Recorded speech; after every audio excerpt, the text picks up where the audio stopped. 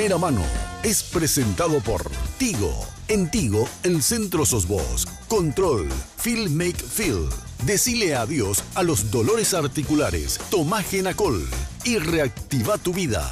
Entidad Binacional Yacenetá. Protegiendo el medio ambiente.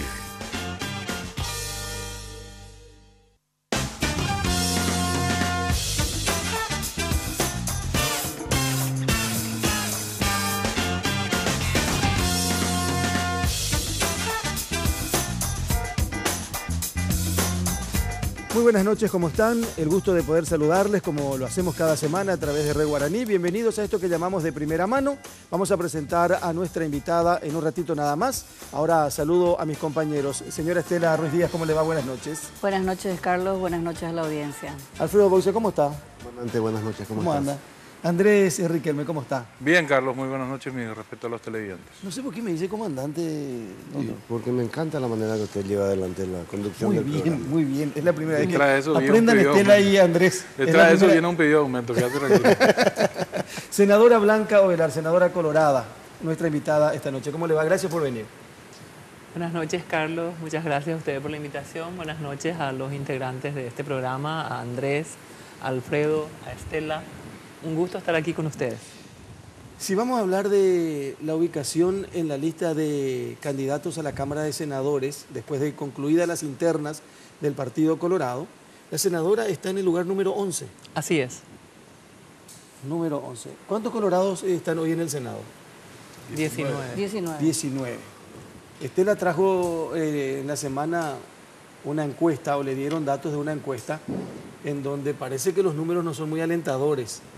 Ni para colorados específicamente, hay dudas también con relación a los números, si podrían favorecer o no a los liberales, Estela. Sí, en realidad el sondeo que me dieron es solamente la muestra colorada, solamente a colorados. Y se le preguntó a los colorados después de las internas cuántos le votarían a Marito. La idea era medir cómo Marito se conquistó, diríamos, al sector cartista. Y el 75% de los colorados encuestados dijeron sí a Marito, ¿verdad?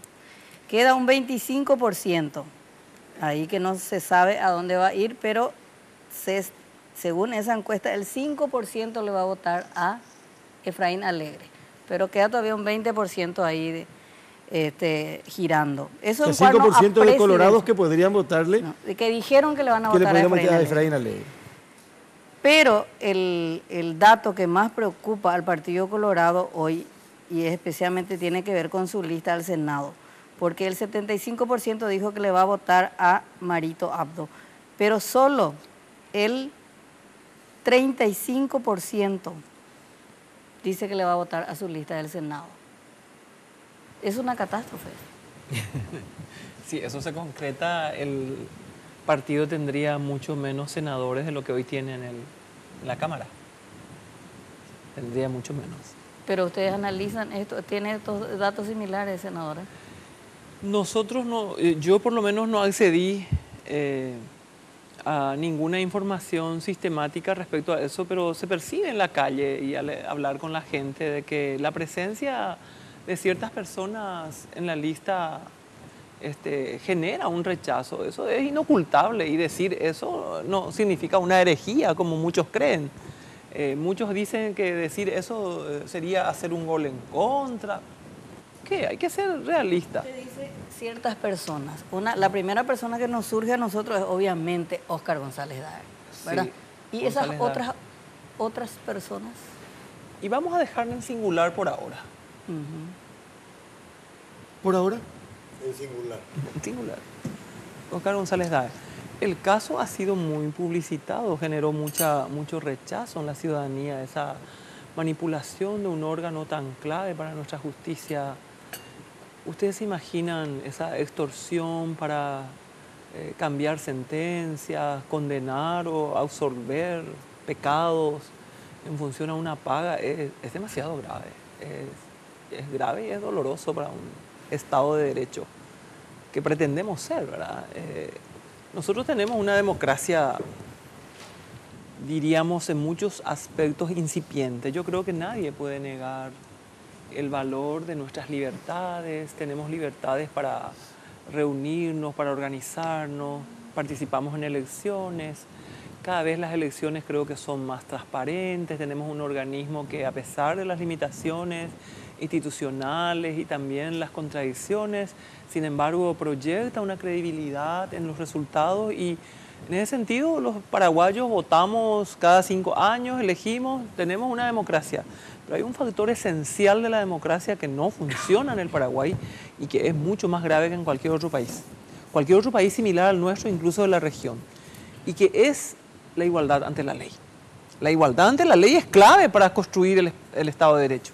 Y aquí, con este escándalo que saltó del tema de Óscar González Daer, se evidencia claramente que esa manipulación alevosa de un órgano tan clave para el funcionamiento de la justicia y ese sometimiento tan acrítico de la gente que está allí, no sé, a mí me causó realmente estupor y un gran dolor por la patria a la que uno ama y por la que uno lucha, porque la gestión pública es luchar por el bien que es de todos, por el bien que es colectivo. Yo tengo una larga trayectoria de lucha por el bien público y no sé, me ha dolido demasiado, ¿verdad?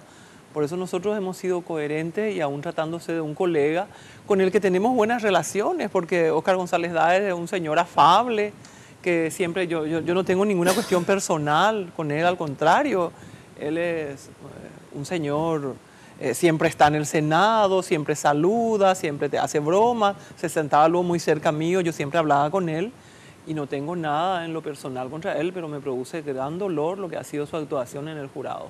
Realmente no nos merecemos actores políticos con esas prácticas. Necesitamos sacudirnos de eso y mirar hacia el futuro, hacia un país más previsible, más seguro, donde cada vez más tendamos a ser iguales ante la ley. A los liberales tampoco les va muy bien con su lista del Senado, de acuerdo a algunos comentarios y encuestas que escuché. Tienen el mismo problema con algunas figuras, quizás no tienen un candidato representante del mal, más o menos como se convirtió González Daer, pero tienen varios con muchas manchas, lo cual hace que probablemente el voto sea más cruzado que nunca, digamos. De hecho, en esta encuesta, esta baja que tiene el Partido Colorado, hay 2 sectores que se benefician increíblemente, según los datos que a mí me dieron. Una va al Frente Guazú, un porcentaje va al Frente Guazú y otro porcentaje va a Fidel Zavala. Un porcentaje del voto colorado para Fernando Lugo.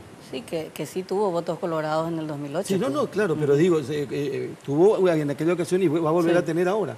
No es que le beneficie al Partido Liberal, por ejemplo. Pero estamos hablando de un sondeo de opinión, de una posibilidad, de un muestreo. Esto... Ya sé, pero una noticia que salió hoy. Evidentemente eso abre las posibilidades de que las terceras, cuartas, quintas, sextas fuerzas, está todo ese espectro grande de pequeñas fuerzas que también compite en el Senado y con alianzas regionales, a veces en diputados, tengan alguna chance más, ¿verdad?, de captar algunos votos y meter por ahí algún senador. Pero lo que hizo la justicia electoral me parece muy sorprendente. Agarró a todos y los pintó de verde. Verde aguacate, verde musgo, verde hierba, verde luna. Verde marciano creo que también. Hay 10 verdes. O sea, PDP es verde, una tonalidad casi idéntica el partido la A, todos son verdes.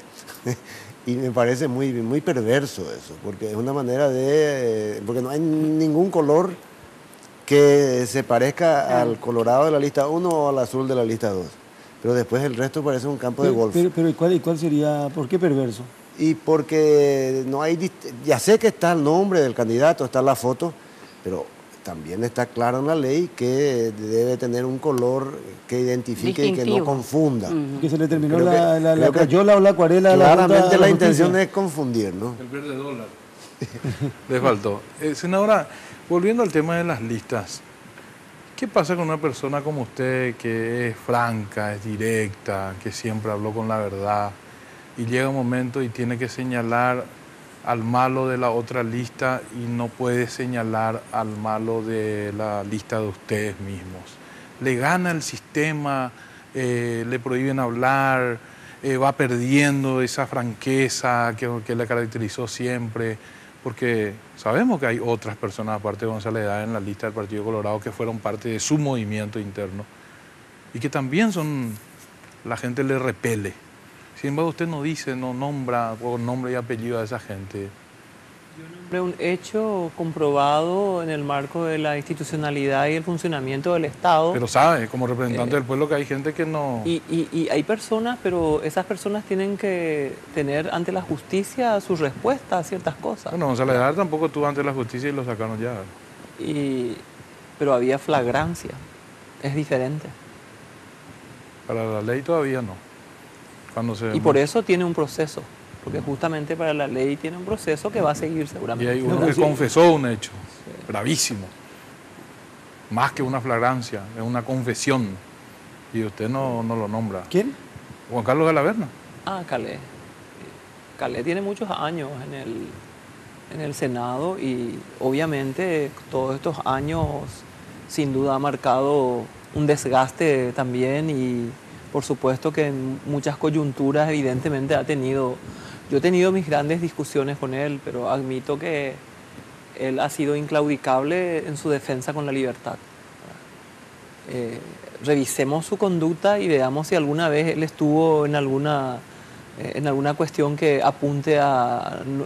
Sí, él confesó que robó la voluntad popular. ¿De qué libertad me habla? No, yo no voy a entrar a discutir eso ni en qué marco él lo dijo, porque esa fue parte de una historia dolorosa de nuestro partido, que sin duda durante toda la transición ha tenido un proceso de ayornamiento que no ha tenido ninguna otra agrupación política. En el Partido Colorado se robaron elecciones en el inicio de la transición. Estamos hablando del año 92. Sin embargo, hoy sería imposible hacer trampa. Hay un mecanismo de control mutuo y un tribunal electoral que se vio obligado a tener absolutamente una actuación transparente, institucionalista, a pesar de la presión del cartismo. O sea, admitamos que en mi partido, ¿verdad?, después de sostener la dictadura, ha habido un proceso de democratización que se ha aprendido a golpe y con marchas y contramarchas, pero se ha aprendido. Y hoy sería imposible que eso ocurra en el Partido Colorado. Nunca el Partido Colorado presentó una candidatura producto de una componenda entre cuatro paredes. Siempre ha sido producto de internas fervorosas y sangrientas. Entre ellas existió ese fraude del que usted me habla, por supuesto. Pero ha habido un proceso de ayornamiento que yo valoro porque la mentalidad autoritaria está todavía en la conducta y en la conciencia de muchos, ¿verdad? Nosotros somos muy afines al autoritarismo, nos gusta. Y hay mucha gente que le cuesta las prácticas de la libertad y de la democracia, no es fácil, ¿verdad? Apenas tiene un espacio de decisión y tiene prácticas autoritarias. Sin embargo, en el partido, a pesar de todo eso, a pesar de que pervive esa cultura autoritaria, ha habido un proceso de transparencia y de construcción de un mecanismo de decantamiento de los liderazgos y de búsqueda de de procesos internos transparentes, ¿verdad? Hablando de eso, ministra, ex-ministra, quería recordar su época de ministra. ¿Por qué nunca se pudo insertar en la malla curricular o en la estructura de las escuelas la enseñanza del periodo autoritario para tratar de cambiar desde la base, digamos, esa... Se metió. Cuando yo fui ministra hicimos un trabajo con la Mesa Verdad y Justicia y preparamos un documento muy importante que se llama el autoritarismo, toda una materia, el autoritarismo en la historia reciente del Paraguay. Y eso se metió en el programa curricular. Esta es una materia. Se incorporó eso. Pregunten a la gente que trabajó en la mesa. Nosotros hemos hecho enormes avances en eso. Yo he trabajado los años que estuve ministra con ese grupo, con Martín Almada, con todo ese grupo. Yo he trabajado siempre para poder trabajar eso y procurar con la máxima objetividad posible, dada la cercanía todavía del hecho. Porque muchas veces en los procesos históricos, los pueblos, hay que tomar un poco de distancia del tiempo para poder hacer una revisión mucho más objetiva. Sin embargo, nosotros hemos contratado al equipo más pluralista posible, hemos tenido historiadores, han trabajado personas que no tienen nada que ver con el partido de gobierno, ni mucho menos. Nosotros hemos trabajado institucionalmente eso y eso existe. El autoritarismo en la historia reciente. Yo voy a pedir al ministerio que me pasen los programas, los materiales y le voy a hacer llegar lo que usted conozca. Yo sabía que existía la asignatura, pero yo creo que no se le da ningún... No avanzó. Y no me extrañaría que en algún lugar se obvie, ¿verdad? Eso todavía forma parte también de nuestra cultura autoritaria, ¿verdad? ¿Cuánta gente? Claro. Pues, pero oficialmente se ha trabajado y se ha puesto. Quiero volver al tema del sondeo y de nuestro, pues decíamos, es apenas una fotografía que puede variar tremendamente de aquí a 2 meses también, pero claro que se habla de eso. Pero quiero llevar a la posible realidad. Va EPE Ñandú. Comenzó el operativo Partido Colorado, todos somos lista 1, con mira al 22 de abril. Sí. Pero ¿qué se siente cuando uno visita al correligionario o se va a las reuniones? La gente le dice eso, qué lástima que no te voy a votar o no te quiero votar y no voy a votar por este o por aquel motivo, senadora. Y no es tanto así. Por eso... Hay una percepción en muchos sectores de mi partido. Hay sectores mucho más críticos entre quienes yo me ubico. Pero hay sectores mucho más, incluso triunfalistas. A mí me llegaron a decir ciertas personas, más rápido de CNPA. Yo dije, va a afectar nuestras chances. Es más, yo no dije que el partido va a perder. Esa fue una interpretación, porque jamás se encontró el audio tampoco. En el diario ahí salió, pero yo nunca encontré el audio porque yo quería volver a escuchar. Salió una vez en el diario. Sí. Y a mí me dijeron, a mí me va a afectar las chances. A mí me dijeron ciertos actores políticos, concejales departamentales, por ejemplo, en algún departamento, Marapi de PRS, senadora, Partido Colorado, Ñandé, Ña Defender, Ñandé Correligionario, Janí, Tipea. Y hay muchos que apuestan a eso y hay mucha gente que dice, no, el voto del partido es fiel y ahí estamos y si afecta, va a afectar, pero no en la medida en que pronostican los que hacen pronósticos apocalípticos. No sabemos. Yo no sé cuánto va a afectar. A las pruebas nos remitimos. O sea, todos le pidieron a González Daer pública y en privado que renuncie. El mismísimo presidente de la República le pidió. Yo hoy le vuelvo a pedir a Oscar. Oscar, ¿para qué querés irte al Senado? Y por los fueros. Yo le pido que renuncie por el bien del partido y que aclare su situación ante la justicia. Yo le pido que renuncie porque nos mete en una contradicción muy fuerte. Por una parte, Marito está luchando justamente porque hemos sufrido y hemos visto cómo destruir la institucionalidad afecta profundamente las bases de sustentación del Estado. Y por otra parte, tener las personas que han tenido un protagonismo extraordinario en acciones que han afectado profundamente el funcionamiento de ese Estado de Derecho es una contradicción. Estamos en una contradicción y eso tenemos que administrar. A mí me contaron que cuando el presidente de la República le pidió en Burvillaroga a González Daer su renuncia, él le dijo, voy a pensar.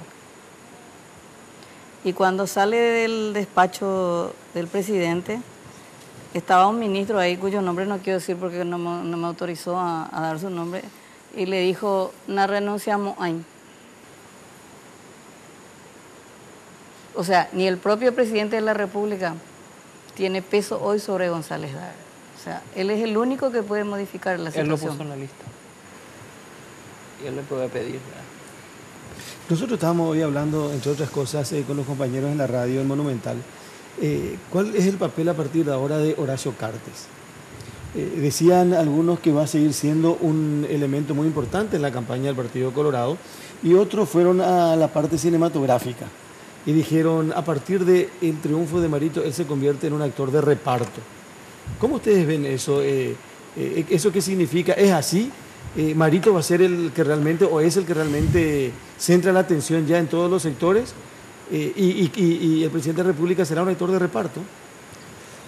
No sé exactamente qué significa actor de reparto, pero el presidente de la República encabeza la lista de senadores. En cualquier campaña, el candidato siempre es acompañado con el que encabeza su lista de Senado, ¿verdad?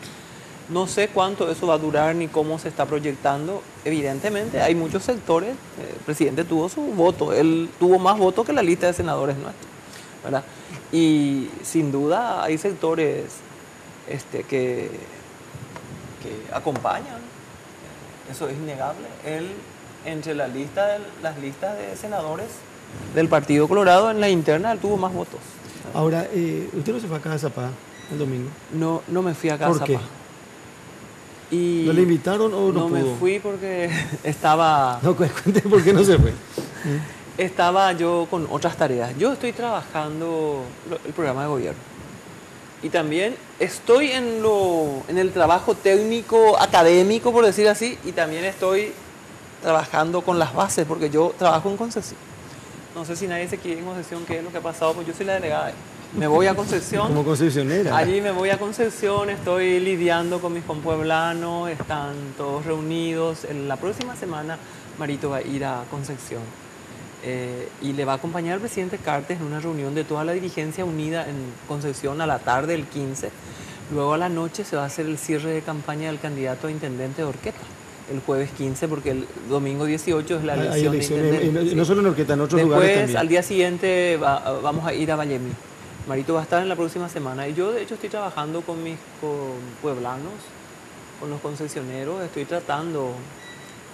Lo mío es una catequesis en medio de una práctica habitual en el que trato de incorporar otros criterios en la formación cívica de la gente.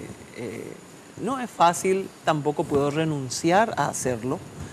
Mi condición de educadora, que toda su vida ha trabajado por la emancipación mental del ser humano y por las libertades del ser humano, por la dignidad del ser humano, no me impulsan a seguir en esa línea, en una tarea que es absolutamente distinta a la docencia, obviamente, pero que es un contacto permanente con la gente en el que uno trata de construir un sentido de lo que es lo público, de lo que es la política, del por qué tenemos que luchar, de qué es lo que es nuestra militancia. Yo combino eso con ese trabajo, con los coordinadores.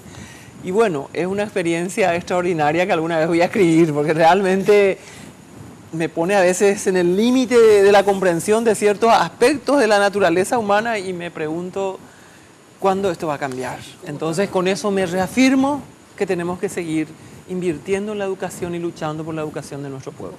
Las heridas de la interna en Concepción ya sanaron, cicatrizaron, están todos juntos, hay todavía...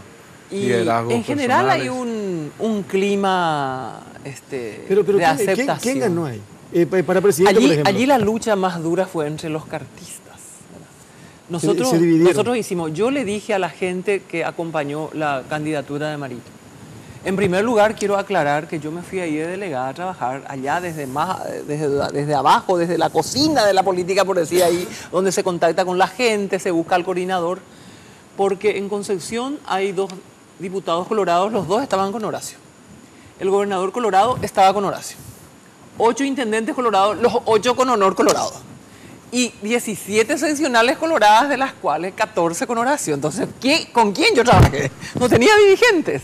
Yo me fui a trabajar allí sin dirigentes, con un presidente de seccional de Concepción, que fue nuestro candidato a diputado, que es un muchacho excelente, un chico de 31 años formado, 2 títulos universitarios, una maestría, un tipo así que conocía la doctrina del partido, me encantó conocerle, era buenísimo. Yo creo que el próximo diputado va a ser él, esta vez no ganamos, no teníamos estructura. Y también nuestro otro joven abogado, los 2 candidatos de Añetete eran menores de 35 años, ¿verdad? Y después trabajé con la gente, directamente en el contacto con la gente. ¿Pero quién ganó ahí la presidencia? Ganó la presidencia Horacio. O sea, esa de Santiago. De Santiago, ganó Santiago. Peña era el candidato. Ganó Santiago, y a mí me contaron los oficialistas que ellos recibieron un reto, porque ellos prometieron una base de 10.000 votos de diferencia y ganaron en verdad por 2.500 votos de diferencia. Y ganaron también, por supuesto, para el Parlamento. Y ganó Cartes para el Senado. Ganó Cartes para el Senado. Entonces la herida pues no es tan grande porque ellos ganaron prácticamente todo, ¿verdad? Sí, ellos ganaron, pero hay problemas entre ellos.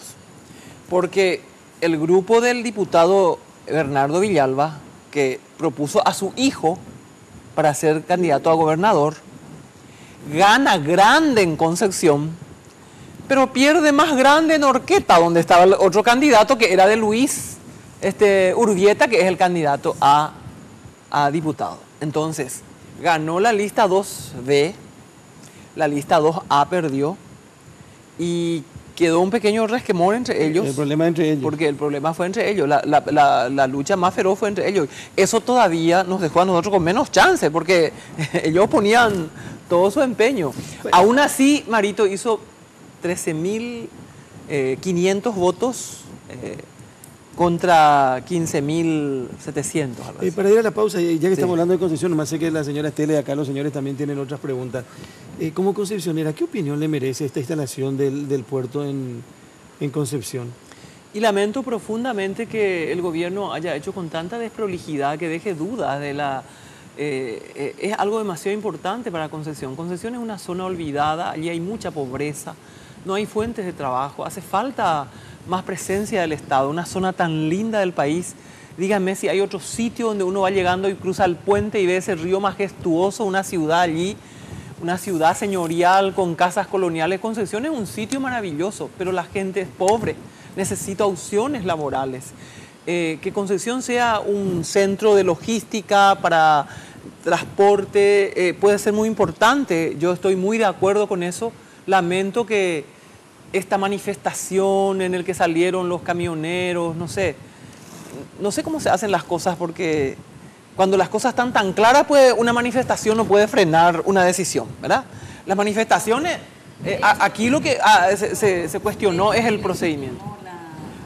Absolutamente se deslegitimó el hecho de haberlo hecho de mala manera. Eso, se tienen que hacer procesos públicos.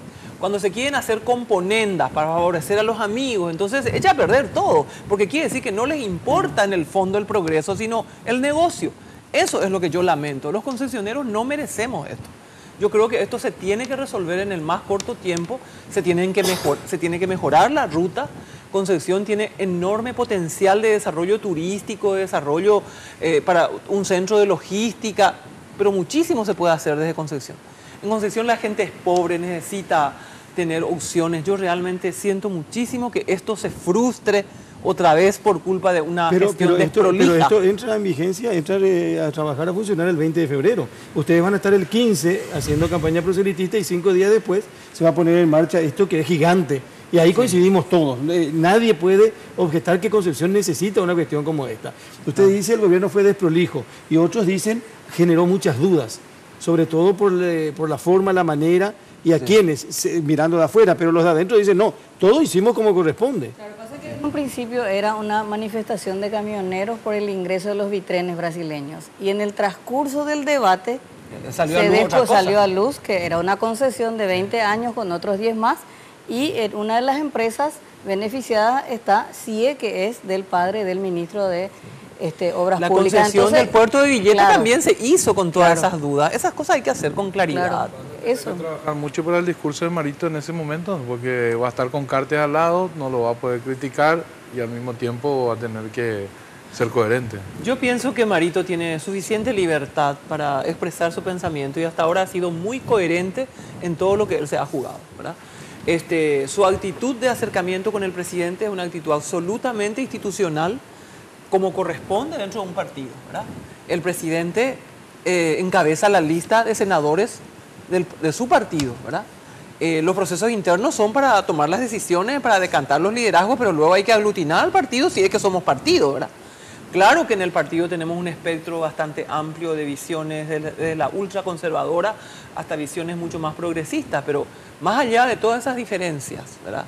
Yo creo que si estamos bajo la bandera del partido y decimos ser colorados, yo creo que tenemos que unirnos para poder luchar en una contienda electoral. Así funciona la democracia aquí y en cualquier país del mundo. Hablando, para no cortar esta parte nomás, Carlos, y ustedes hablaban si Horacio Cartes va a ser un problema en la campaña. ¿Usted cree que así como González Daer es como un ancla para la lista del Senado del Partido Colorado, la presencia de Cartes en el escenario con Marito Audo es también un problema, así como lo fue Nicanor para usted? Y hoy me contaban una historia del Partido Colorado que cuando Nicanor fue candidato a presidente, le pidió 2 cosas a Luis González Macchi, cuyo gobierno todos sabemos fue un desastre. Le dijo 2 cosas, Yerubertande. 1, gobernar. 2, añe evaitan dereje. Y las 2 cosas le hizo caso Luis González Macchi. ¿Usted cree que Horacio Cartes aceptaría un pedido similar? No podría aventurar ninguna opinión al respecto. Lo que yo creo que más allá de una pose y de una jugada electoral, lo que Marito tiene que hacer, y yo creo que lo está haciendo muy bien, es mantener su libertad para hablar de los temas. En algunos temas se muestra más prudente, no todo puede decirse a la luz pública de lo que se puede estar gestionando, no puede salir a decir a la luz pública, yo estoy insistiendo con Horacio que se le saque, no puede salir a decir, pero nosotros sabemos de que él en todo momento está siendo coherente con lo que él nos ha planteado. Bueno, yo confío en Mario Aula. Quiero decir esto, Estela dice como Nicanor fue un ancla para su candidatura. Nicanor fue el candidato a senador más votado en aquellas elecciones ¿recuerdan? ¿Verdad? Claro, pero para Blanca, para su candidatura presidencial. No, cuando Blanca Ovelar era candidata del Partido Colorado, Nicanor fue candidato a Senado por el Partido Colorado, el número 1, y fue el más votado. Sí, pero hubo muchos cuestionamientos al protagonismo que tenía, a eso me refiero. Está bien, Estela, pero lo que pasa es que si hablamos de votos, y acá estamos hablando de Cartes también, ¿qué va a pasar con Cartes ahora?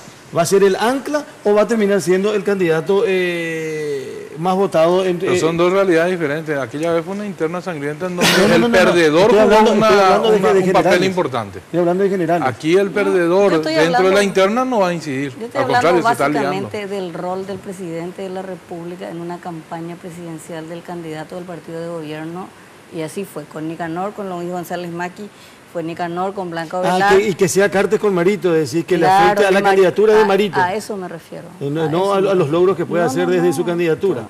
Porque muchos también dentro del Partido Colorado no quieren que Horacio Cartes esté al lado de Marito en el escenario.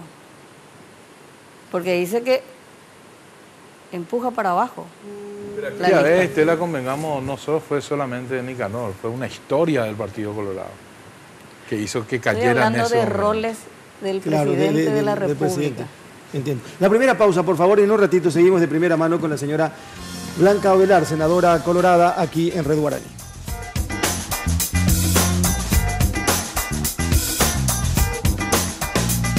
En verano las noches son más intensas y con Control la podés disfrutar al máximo. Aumenta las sensaciones con Control Senso y llega al extremo con Control Finísimo. Con Control, descontrolate con la mejor protección. Preservativos Control, la marca número 1 en Paraguay. Entérate de nuestras novedades en Facebook e Instagram. Control Paraguay.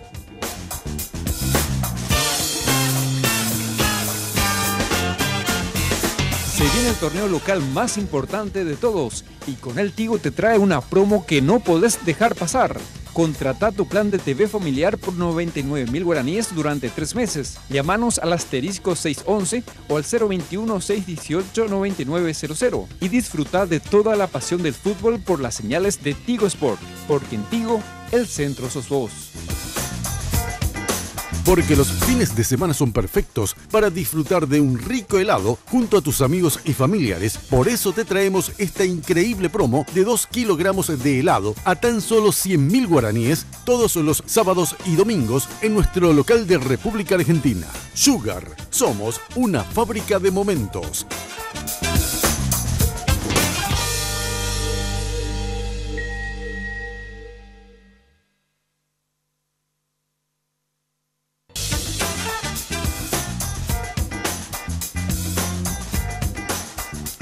Bueno, seguimos. Nuestra invitada esta noche, la señora Blanca Ovelar, es candidata a senadora. Va a ser el segundo, si es que logra ingresar, va a ser el segundo periodo parlamentario, ¿verdad? Sí, el segundo. Sí, si es que logro ingresar. Si hay algo que iguala la militancia de los partidos, del oficialismo y de la oposición, es la dificultad de las mujeres en ocupar espacios dentro de las estructuras electorales de los mismos. Así mismo. Lo que pasó en su partido es singular. Bochornoso. No sé cómo es lo que no aprenden. Tenían que haberlo con Marito de eso. Tenían que haberlo puesto. Yo creo que se les pasó, ¿verdad? Como están tan centrados en... Hay que explicarle a la audiencia que estamos hablando de la estructura del comando electoral. El Comando Nacional. Cuando yo recibí la lista, le mandé a mis compañeros un mensaje, ¿verdad? Obviamente yo no quiero integrar el comando, yo tengo muchas otras actividades, pero tenían que poner a alguien de la mujer. Después ya se habló del tema de representatividad, entonces por eso tuvieron que incorporarme a mí, ¿verdad? La verdad que yo Al final incorporaron a dos. Yo no busqué, pero está mal que no hubieran puesto 3 y 4 mujeres, pues, ¿verdad? Senadora, usted... Si hay tantas mujeres Pero además en el valiosas caso en el del Partido partido. Colorado no es una simple cuota de la participación, porque si hay en un partido donde la mujer trabaja como operadora política, es en el Partido Colorado. Guapas. Yo conozco mujeres brillantes y laboriosas que aman a su partido, que son buenas. Tres mujeres. Tres mujeres que te Sí, den los nombres. sí. Cristina Abogado, brillante, militancia en el partido, senadora ella tiene que ser.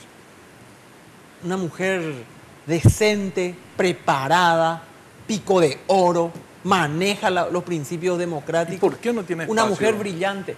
Nilda Romero, Carmen Alonso, la que quedó en el lugar 23, una militancia en el partido, fue miembro de seccional, fue convencional, una mujer preparada. ¿Por qué no tiene una un mujer espacio? brillante, ella tiene Senadora? una experiencia como gremialista de IPS, es una profesional de la salud, ella es psicóloga. Conozco a cuántas mujeres y cometo injusticia con muchas otras que no las estoy nombrando, pero le nombro a estas tres mujeres y hay muchas otras. ¿Por qué no tienen espacio, senadora? Y porque los hombres no quieren dar, porque los espacios son escasos y los hombres manejan el partido machista. Machismo hay allí todavía, pero en todo el Paraguay, ¿verdad?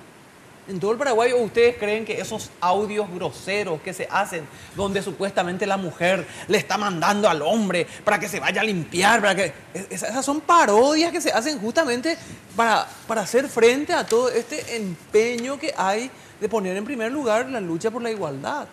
Nosotros tenemos un país machista donde la mujer es sojuzgada, es dominada, es humillada y es golpeada. Y eso se traduce en el trato en todos los ámbitos. Dígame si no, claro que eso existe. Ahora, usted estando ahí al lado de los líderes que decían esos espacios, usted no le dice fulana es brillante, démosle un espacio. Yo siempre les digo. Y no hay caso. Siempre les digo, solamente que tienen demasiado compromiso con con el otro, y se acabó el lugar en la lista, ¿verdad?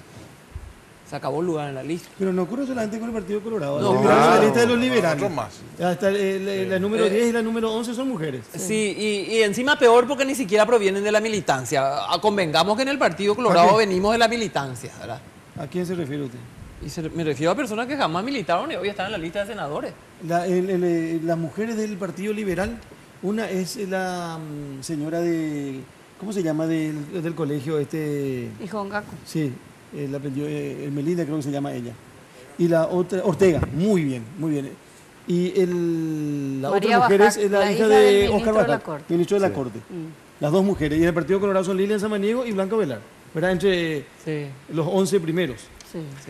Ahora, senadora, usted va a hacer un segundo periodo, porque por más que... Según tu cálculo. Por más de que sea pesimista la el señora cálculo, Estela el vino con un cálculo de cálculo. Estela. Se va a acordar de Andrés Riquelme, senadora. Es una encuesta que O si me no, se va a pasaron. acordar de Estela. Espero no recordar a Estela y recordar sí a Andrés. Tendría que ser una debacle, eso es casi imposible. Usted va a ser senadora en un segundo periodo. Ay, Andrés. Con esta experiencia que recogió, ¿qué usted diría? Bueno, en este periodo voy a agregar esto, voy a cambiar esto. Las cosas no pueden seguir siendo de esta manera, hay que hacer un cambio radical. ¿En qué? En el Parlamento, en el Senado.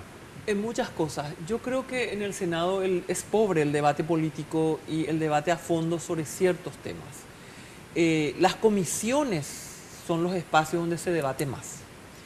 Yo presido la Comisión Parlamentaria de Transparencia y tenemos un acuerdo global, incluso el senador Hernán Larraín, que ahora termina su periodo en marzo, me propuso presidir yo la Red Latinoamericana de Transparencia.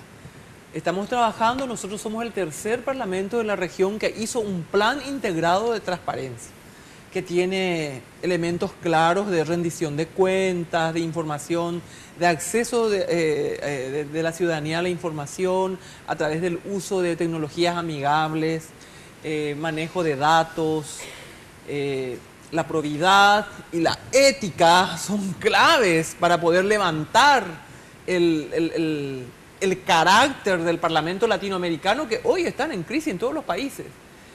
Es fundamental que el Parlamento funcione como un ámbito de debate, de construcción de lo público para sustentar la democracia y la república.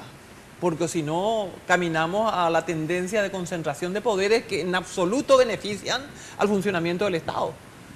La democracia es el régimen con todas sus imperfecciones que nos permite tener equilibrio de poderes, ¿verdad?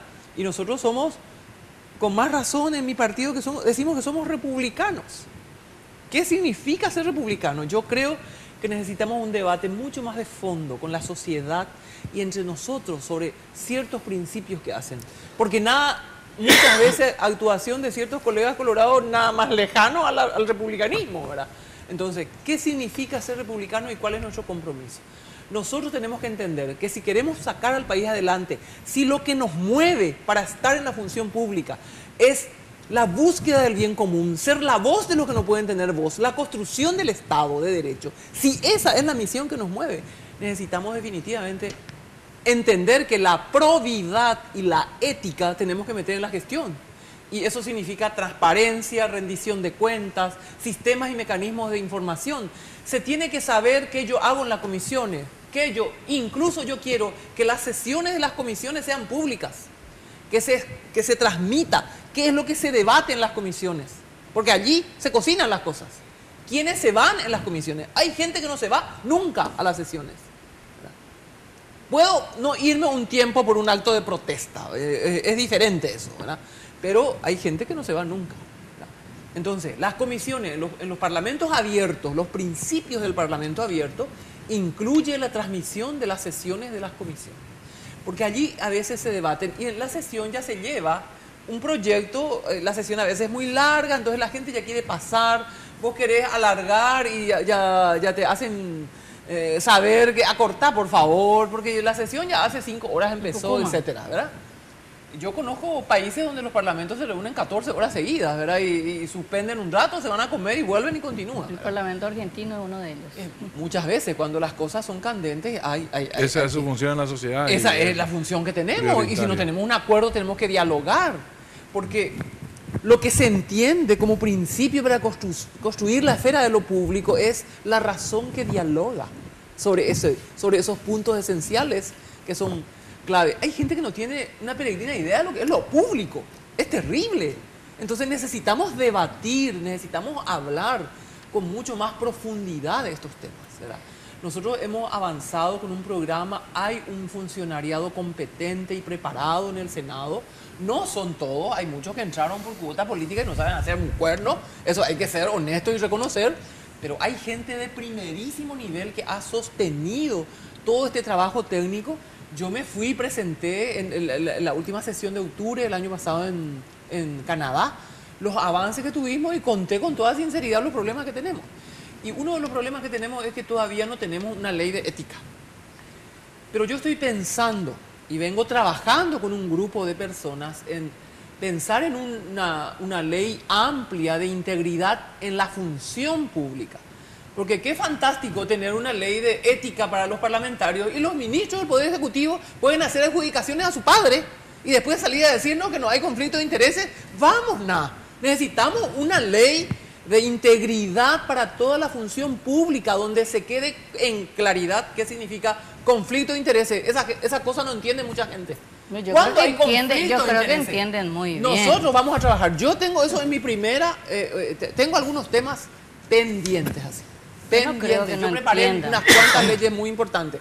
Trabajé casi 2 años por la ley de restauración y promoción de la agricultura familiar campesina. Trabajé con la FAO, me reuní con expertos, hicimos un foro internacional, elaboramos un libro de ese foro como insumo para preparar esta ley. Esta ley presentamos en el Congreso. Esta ley se tiene que aprobar en este tiempo, la ley de restaurar, tenemos que restaurar y una ley completa, una política completa. Le dije a Marito, después de preparar esta ley yo puedo ser ministra de Agricultura, y se rió, ¿verdad? Porque me he tratado de meter tan de fondo en la problemática que conozco luego por mi contacto con la realidad. Ese tipo de procesos requiere mucho más diálogo, requiere mucho más debate y por otra parte tengo otras leyes en el camino. El tema de la probidad, la ética, la integridad, la función pública. Una ley de conflicto de intereses es clave. También una ley del lobby. Necesitamos transparentar el lobby. Tiene que ser público con quienes hablamos y de qué. Nosotros somos representantes del pueblo. Los que se van junto a nosotros, la gente tiene que saber, mira, venimos junto a ella porque queremos una ley para el tema de la tal enfermedad. Eso tiene que ser público. Eso significa gobierno abierto, transparencia, rendición de cuentas, probidad ética. Ningún país que no haya tenido eso en el marco de su desarrollo institucional salió adelante.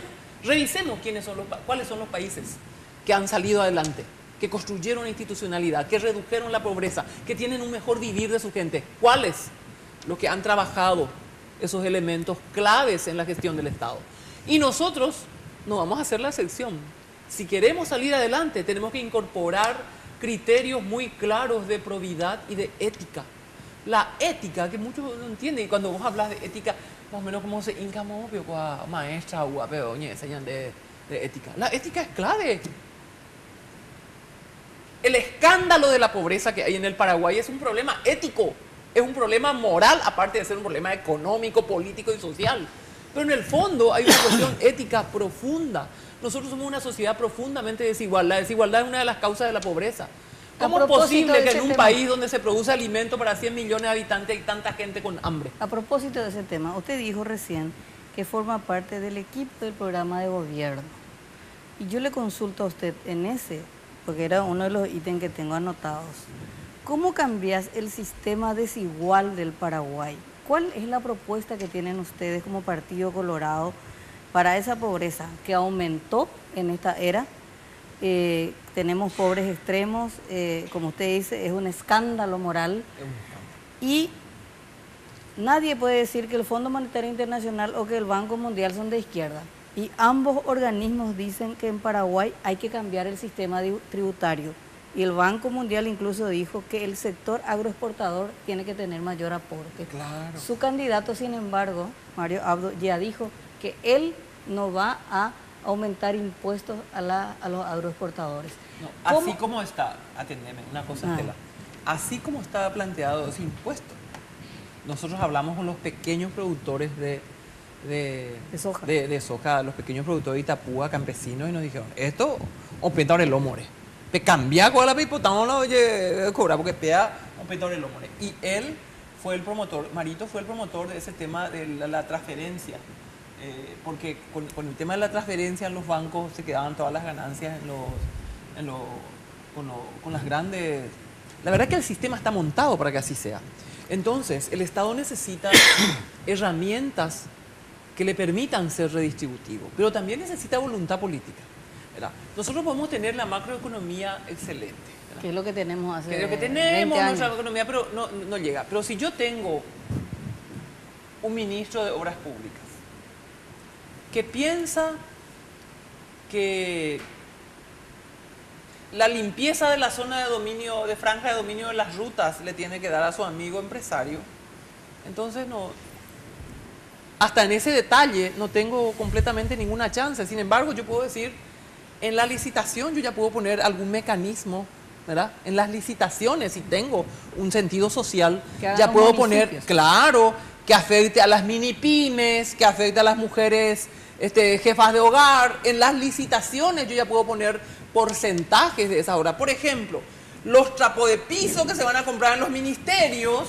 no voy a comprar de la empresa más importante que importa, sino que voy a comprar de las mini empresas que voy a armar con las mujeres jefas de hogar y les voy a comprar a ellos. La compra de la agricultura familiar campesina voy a hacer para los insumos que el Estado necesita, por ejemplo, para la merienda escolar, para la comida en los hospitales. Yo hago entonces un trato directo, ¿verdad? Y puedo tener una capacidad de mayor redistribución. La limpieza de la zona de dominio de las rutas, organizo comisiones vecinales y les hago la transferencia. Estoy hablando de cosas que no necesito todavía tocar ninguna ley. ¿Y qué sería si tengo el carácter para poner mayor tributo a los artículos suntuarios, al impuesto selectivo al consumo del tabaco y el alcohol? Es una vergüenza, tiene que subir mucho más, ¿verdad? Allí tenemos una fuente de recursos que se tienen que direccionar, porque para promover una sociedad igualitaria necesitamos que el servicio público sea bueno para todos, donde en el hospital se pueda ir el hijo del zapatero y también se puede ir el hijo de la maestra y el hijo del comerciante del pueblo. Porque ese hospital funciona, tiene remedio, tiene médicos, ¿verdad? Si nosotros tenemos hospitales para pobres sin nada y hospitales privados que se pagan caro para los ricos y el Estado no hace absolutamente nada, eso lo único que está haciendo es profundizando la desigualdad. Pero se requiere una concepción del Estado de Derecho para poder promover eso. Nosotros necesitamos que los servicios públicos funcionen. Para que eso funcione necesitamos más recursos y necesitamos probidad y ética en la gestión. Entonces, con eso, rindiendo cuentas, se mejoran el uso de los recursos, mejoran los servicios y esa es la manera de luchar contra la desigualdad. Si yo le doy una educación de buenísima calidad al hijo del más pobre de este país, ahí estoy luchando, voy a ir rompiendo ese círculo de la pobreza.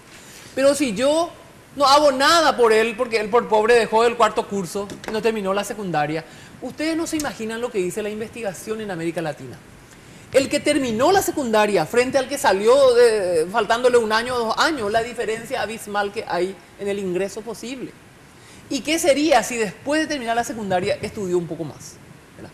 Los años de escolaridad, la posibilidad de acceder a más estudios, mejora la chance para salir adelante. Entonces, yo tengo que tener políticas que aseguren, por ejemplo, que ningún niño salga. Por otra parte, tenemos cada año en el Paraguay nacen 40.000 niños en los hogares en extrema pobreza.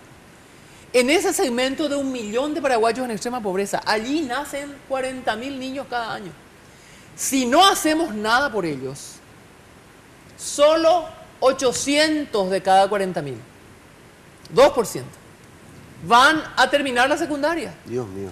Y si no hacemos nada por ellos, no van a luego poder entrar a la secundaria porque ya van a llegar a la primaria con las condiciones de educabilidad deterioradas. Entonces, ¿qué tiene que hacer un gobierno patriota? Tiene que inmediatamente proteger a la infancia. Ahí hay un carácter de urgencia que hoy tiene que empezarse a trabajar. ¿Y qué hacemos con los 39.200 que no van a tener acceso? De los 40.000, digo, porque 800... Necesitamos, para que eso no suceda, necesitamos asegurar. En primer lugar, las neurociencias nos dicen hoy que los 1000 primeros días son determinantes. Hay un programa en el Ministerio de Salud para dar leche enriquecida a los niños en extrema pobreza. Asegurar que ellos, desde el vientre de la madre y hasta los 3 primeros años, 1000 días, tengan segura esa leche. Pero el presupuesto no alcanza para el 100% de esos niños. Y lo que se hace a veces se hace mal. Porque no sé dónde se encontró una vez la leche que llevó una fulana que... Mire, esas cosas corregimos. Senadora. Y vamos a hacer. Sí, pero le quiero hacer una pregunta para que piense la respuesta para la vuelta. Muy bien. La gente está mirando, le está escuchando. Y seguro se estará preguntando, ¿y por qué ya no hizo la senadora en estos 5 años si su partido era el de gobierno? Todo lo que está diciendo ahora. Un ratito. Va a responder de primera mano enseguida nada más la senadora colorada Blanca Ovelar.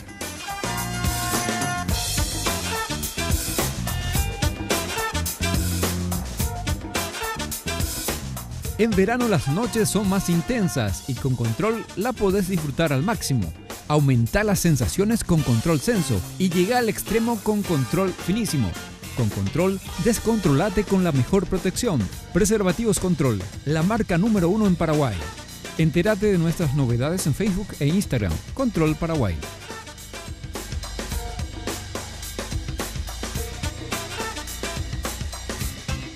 Porque los fines de semana son perfectos para disfrutar de un rico helado junto a tus amigos y familiares. Por eso te traemos esta increíble promo de 2 kilogramos de helado a tan solo 100.000 guaraníes todos los sábados y domingos en nuestro local de República Argentina. Sugar, somos una fábrica de momentos.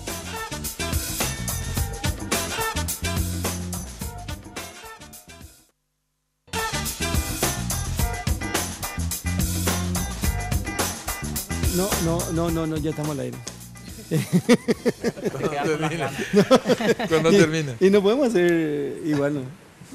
¿Le va a contestar a Riquelme bien o cómo le contestó en el corte? Sí, para complementar lo de Riquelme nomás, ¿verdad? Vas a tener que pelearte mucho con la gente de tu partido, porque este sistema, esta situación del Paraguay es por culpa del Partido Colorado. Y no solamente. Pero 5 años de gobierno. Decir 5 años de gobierno frente a 70 años, senador. Hay unos cuantos actores no colorados que han medrado siempre a la sombra del poder y se enriquecieron con el Estado. Vamos, no.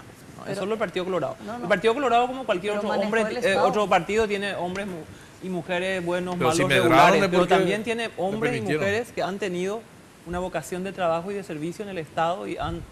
Pero hay una responsabilidad política, senadora. No, sin duda que no se quita la responsabilidad política y yo siempre converso con Marito de la deuda social que tenemos. La deuda social que tenemos con el hombre de campo, por ejemplo, ¿verdad? La agricultura familiar campesina se ha dejado morir, agonizar. Las políticas que se aplicaron fueron muy parciales, insuficientes e ineficientes en la gestión de esos programas. No se visualizó la totalidad de la problemática y se fueron perdiendo las fincas. Si miramos la estadística, nos damos cuenta que sin duda ahí hay una pésima gestión del Estado.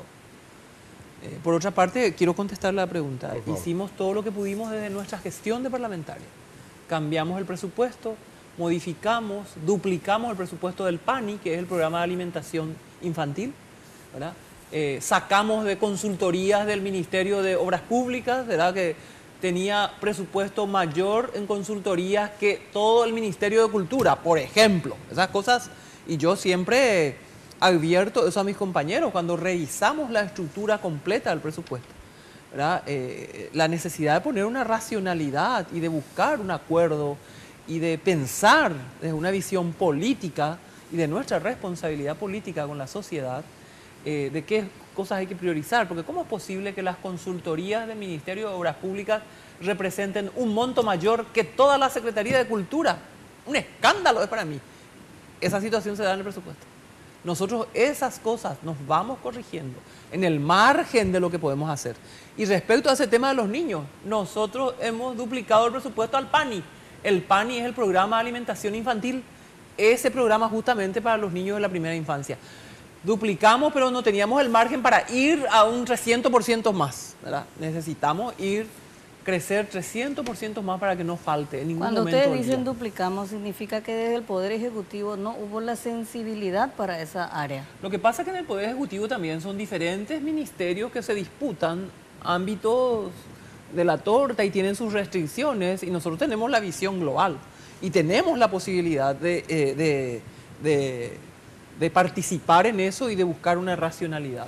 Lo que hemos hecho hasta ahora respecto al presupuesto a mí siempre me ha convencido, porque han sido muy debatidos, he estado siempre en las comisiones bicamerales y hemos tratado de buscar. Recuerdo que yo un año traen el presupuesto de la niñez y se va el ministro de la niñez y no tenía que decir nada de que le faltaba, y le dije: ¿cómo es que justamente bajaste el presupuesto en la comida de los niños de la calle? Vámonos, le va a sacar la comida al más pobre.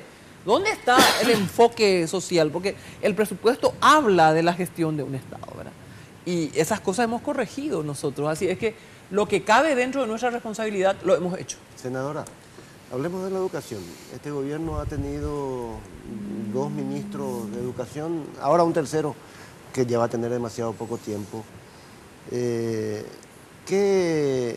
Globalmente, ¿qué evaluación hace de los 5 años últimos de la educación y fundamentalmente de la gestión del ministro Riera? Para complementar nomás esa parte, el Sistema Nacional de Evaluación del Proceso Educativo salió hace poquito. Y directamente con esta frase se puede resumir: el estudiante paraguayo no comprende lo que lee.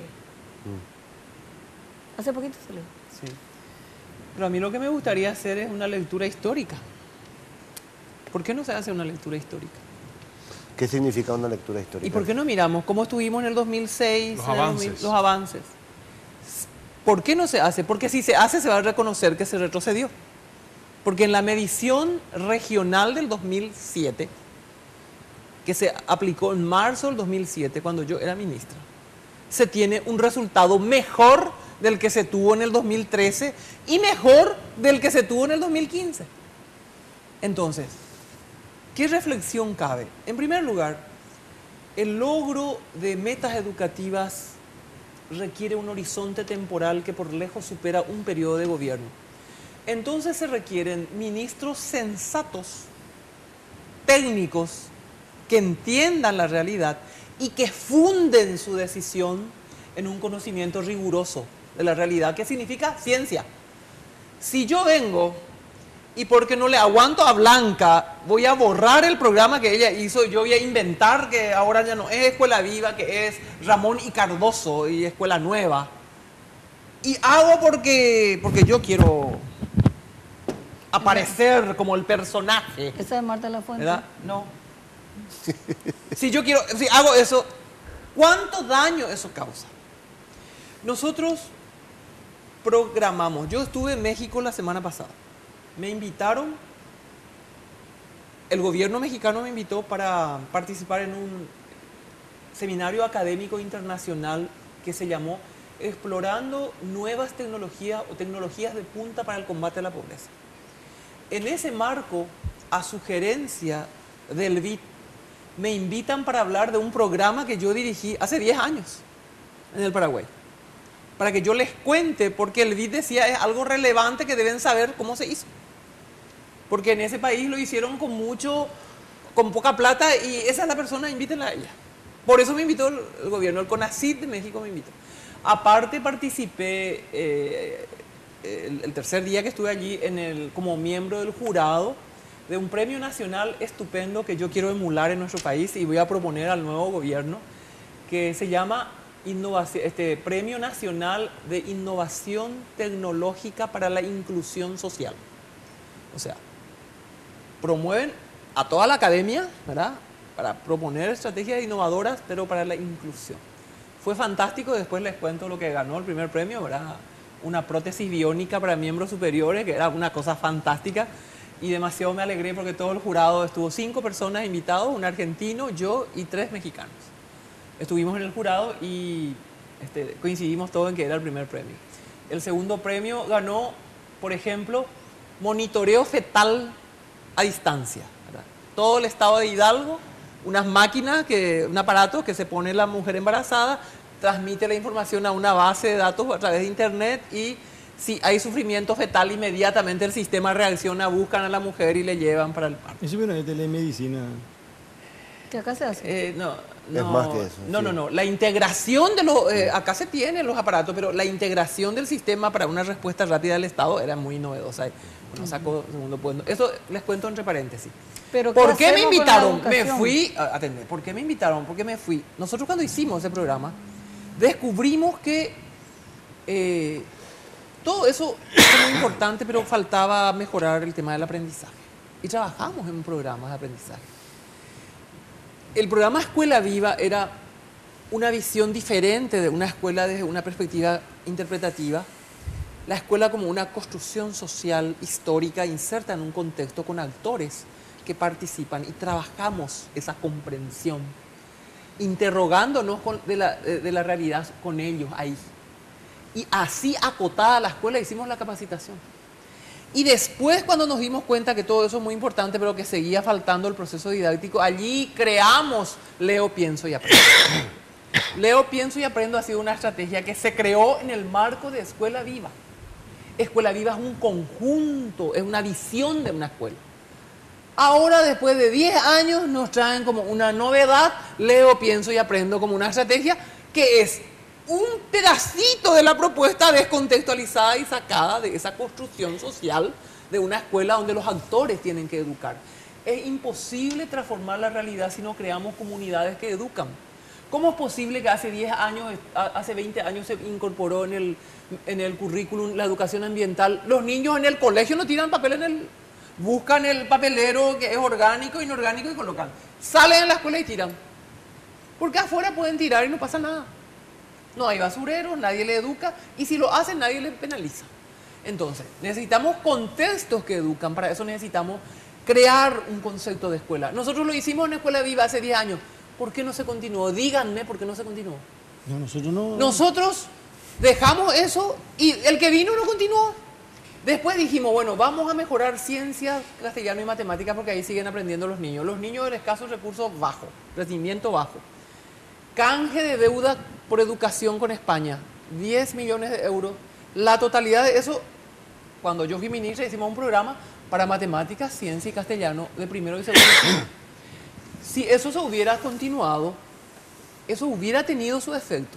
Pero viene un nuevo ministro que no mira la historia, que cree que comienza con él la historia, desconoce todo lo anterior y puede funcionar a lo mejor en cualquier otra cartera, pero en educación crea un problema. ¿Por qué? Porque los logros educativos requieren un horizonte temporal mayor. Estoy segura que si se hubieran continuado esos programas, ese resultado del 2007 hubiera mejorado. Lejos de mejorar, en el 2013 empeoró. Miren los resultados. Eso fue para Enrique Riera. Senadora, vamos a No me suponer, contesta, no me hace caso. vamos a suponer Enrique que... Riera destruyó la institucionalidad del ministerio. Enrique Riera metió la politiquería, ¿verdad?, de una manera escandalosa. Creó supervisiones, nombró supervisores, gente súper mediocre en Quiso alto quemar cargo. libros. No, a mí me dijeron, ¿saben por qué? Si es cierto esto. Porque él estaba casi seguro que iba a ser candidato a presidente de la República. Una lástima. Para mí, Y Enrique armaba Riera, su- yo le aprecio a Enrique Riera, pero a él se lo dije. Una gran decepción tengo de su gestión como ministro, pero absoluta decepción. Es más, cuando él empezó estos debates con los estudiantes, yo le acompañé, porque yo creí en él. ¿Usted cree que Benjamín Fernández Bogado puede ser una persona que instaure un nuevo método educativo? Lo digo porque Mario Audo lo nombró como potencial ministro de Educación si gana. Paso. Me ha maltratado tanto ese hombre, sin conocer siquiera el ministerio. Ha hecho, ha establecido culpabilidades personales, así refiriéndose de manera peyorativa cada vez que habla, y no tiene peregrina idea de lo que significa lidiar en la gestión pública. Le cambio un poco esa pregunta, senadora. Vamos a suponer que Marito gane la elección y que no ocurra la hecatombe que le pronosticó acá Andrés, y usted sea senadora, y él le llame y le diga, Blanca, ¿a quién me propones para ministro de Educación? Yo pienso que eso tiene que ser producto de un trabajo. No se trata de proponer mágicamente a una persona. ¿Y si le Tiene que propone a haber usted? un sentido. ¿Si lo ofrece a usted?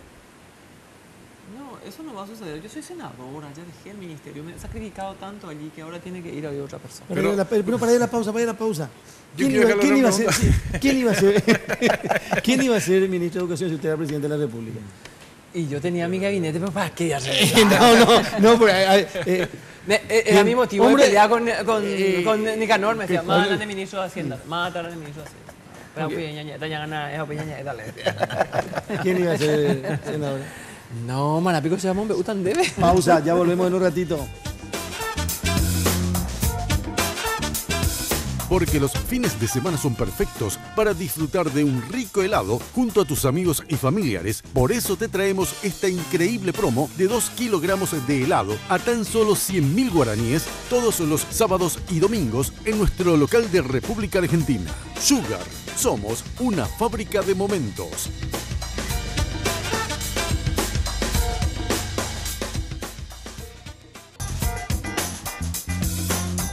No hay votos para Enrique Riera para que vuelva a ser ministro de Educación, tampoco para Benjamín Fernández, así como están las cosas. Última parte de nuestra presencia esta noche. Estamos hablando con Blanca Ovelar, senadora nacional. ¿Puede volver a ser senadora también? Sí, espero que sí. Pero 11, sin 11 dar va a nombres, por lo que usted dice y usted siempre fue crítica de todos los ministros que pasaron después de usted. Por lo que le escuchamos decir, usted cree más en una persona, que el ministro o la ministra tiene que ser una persona técnica al frente del ministerio, no política. Ese es el perfil que usted Lo que prefiere. pasa que... Ya que no quiere dar nombre, ¿verdad? Hay una dicotomía, creo que artificial allí. La gestión de un ministro es una gestión política. ¿Usted lo fue? Una gestión política, pero requiere un profundo conocimiento de la gente y un profundo conocimiento de la misión. Yo soy una persona técnica. Sí. Recuerdo que Nicanor me dijo, y les voy a hacer una infidencia y voy a contar algo que discutí con Nicanor. Cuando yo iba a ser ministra, que al final parece que decidió ser que yo sea, porque yo creí que el presidente no me iba a nombrar a mí, porque eso me dio a entender. Él ya fue electo presidente y yo estaba en el cargo porque estaba en el gobierno de González Macchi. Me voy a hablar con él y le dije, Presidente, yo quiero opinar sobre quién va a ser viceministro de Educación. Usted va a nombrar todos los otros viceministros, pero la educación tiene que consultar conmigo, porque yo, ahí está el trabajo. No, me dice Nicanor, vos sos una persona técnica, ahí te voy a poner una persona de perfil más político. Le dije, y ahí lo que está equivocado, le dije. Cuando usted era el ministro, yo era la técnica porque yo era la viceministra. Pero ahora, señor presidente, yo voy a hacer la política, porque yo voy a ser la ministra, no voy a permitir decisiones políticas por debajo mío. Yo soy la única que puede tomar decisión política. Así es que usted va a escucharme a quién le va a poner de viceministro. Pero pues o si no, esa es mi condición. Se rió luego de mí, Nicanor. Me dijo, ¿qué es tu condición? Mira eso que ves ahí, esa pila de carpetas de gente tan capaz como vos, no me ponen ninguna condición para ser ministro. Y le dije yo, pero no son yo. Pero yo no, pero yo ya conozco el cargo, le dije, ya conozco lo que es esa carga, así es que, bueno, y se rió, entonces yo me fui a mi casa, le dije a mi esposo, mira, este no me va a nombrar. Empecé a llevar todos mis cuadros, mis libros que estaban todo lo que llevé para adornar mi oficina, llevé totalmente a mi casa. El 13 de agosto, 2 días faltaba para el juramento, justo yo le perdí a mi padre en esos días, entonces estaba out. Y me llama Aníbal Saucedo y me dice, Blanca, ¿vos querés que tu decreto diga confírmase en el cargo o nómbrase? Porque vos renunciaste con González Maqui o pusiste nomás a disposición tu cargo. ¿Qué? Le dije. ¿Qué? Y me dice, no, eso te pregunto. Y le dije, preguntarle al presidente. Primero quiero saber si hay otro decreto de mi viceministro de Educación. Y está mi candidato. Mi candidata. Y después se dio eso. ¿Y quién fue su candidato? Marta Lafuente. Marta Lafuente. Bueno, tenemos 3 minutitos más y cerramos. La dupla Efraín Alegre, Leo Rubín. Paso. Pero si va a ser su contendiente en abril. Pero si no se va a hablar más que de eso de acá hasta abril.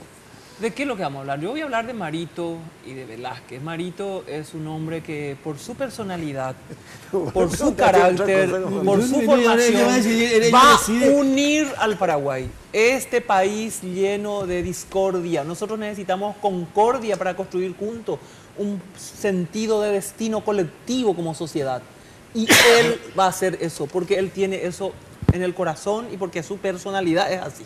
Él va a unir al Partido Colorado y después va a unir a la nación paraguaya en favor de una capacidad de construir juntos nuestro desarrollo. Yo confío en él, así es que yo quiero hablar de Marito y los adversarios que cuentan su propuesta, a mí no me interesa. Marito va a ganar las próximas elecciones. ¿Quién es líder de Cuñapurenda? Lilian Soto. Lilian. Está exigiendo una aclaración con respecto a lo de Leo Rubín en un comunicado. Por este tema que se da, que mucha gente puede decir que es una mentira, que es que se aprovecha de la situación. Escucharon, todos sabemos el tema, ¿verdad? De que, que es un juego sucio, que es algo traído de los pelos. Pero ¿ahí tiene opinión o no, senador? Y realmente yo creo que se tiene que aclarar, es algo demasiado grave que tiene que aclararse. Más allá de que... lo mismo ocurre cuando hay alguna acusación en la gestión de alguien y dice, no, esa es una cuestión política. Y sea política, por intereses políticos, nomás mis adversarios nomás me acusan. Pero si hay algún indicio, hay que aclarar. Y yo creo que en este caso el afectado debe aclarar porque es algo demasiado grave. Pero digamos que hasta ahora por lo menos el afectado hizo lo único que podía hacer y que creo que es lo que corresponde, ¿verdad? Ponerse a disposición jurídicamente y médicamente para demostrarlo. Lo más directo. Y yo creo que ese es el camino para ir develando. Claro. Pero acá veo nomás la parte de este comunicado que dice la decisión del denunciado de someterse a la prueba del ADN y facilitar los mecanismos para que la denunciante lo pueda realizar es importante para avanzar hacia ese esclarecimiento. Me parece que la víctima, no sé si, ¿cómo se llama? La denunciante, perdón. La denunciante no quiere someterse al ADN. Así dice el abogado. Eso dicen también. Bueno, algo más para... se murió, como usted sabe, nuestro apreciado Ramiro Domínguez. Y bueno, la gente recordó todas las facetas de su vida. Y colocan, sin embargo, lo mismo ocurre a veces con Montero Tirado, como un punto negativo de esa larga, tan fructífera trayectoria, el haber sido uno de los elaboradores de la reforma educativa allá por comienzos de la transición y que esta es definida como un fracaso. ¿Está usted de acuerdo con esa percepción casi un cuarto de siglo después que haya comenzado aquel proceso? Absolutamente.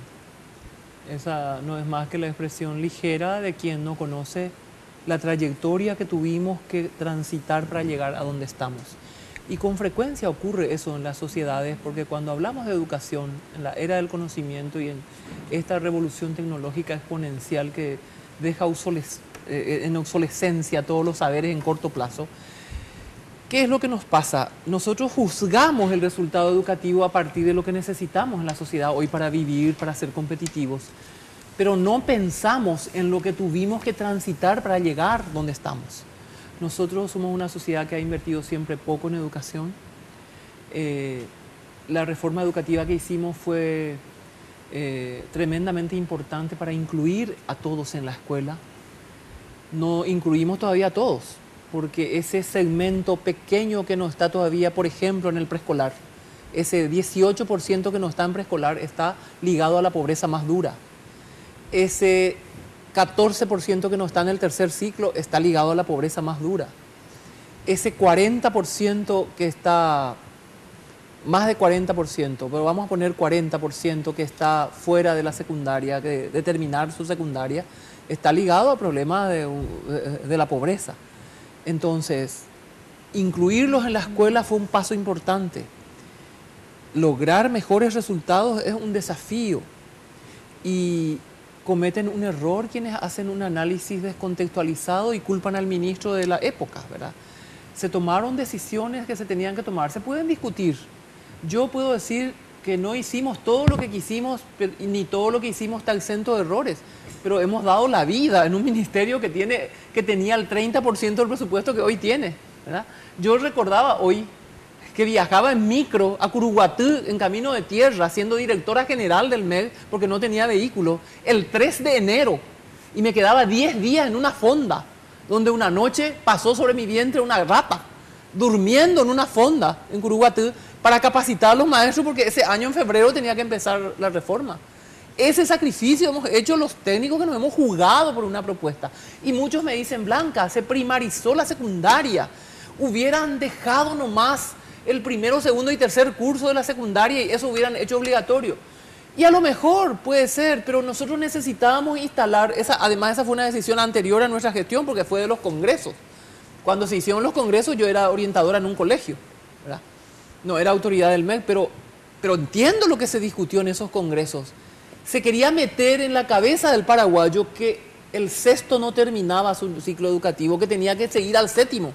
Y que eso era necesario para que se entienda que la escolaridad vaya más, porque para el paraguayo o terminaba en sexto, era el horizonte de su estudio. Y sobre todo obligarle al Estado, porque la Constitución decía... Y sobre todo obligarle al Estado, eso es lo que hemos hecho. Entonces, si revisamos todo lo que hicimos, nuestra reforma es admirada en otros países, porque nos dicen con tan poca plata incluyeron a tanta gente.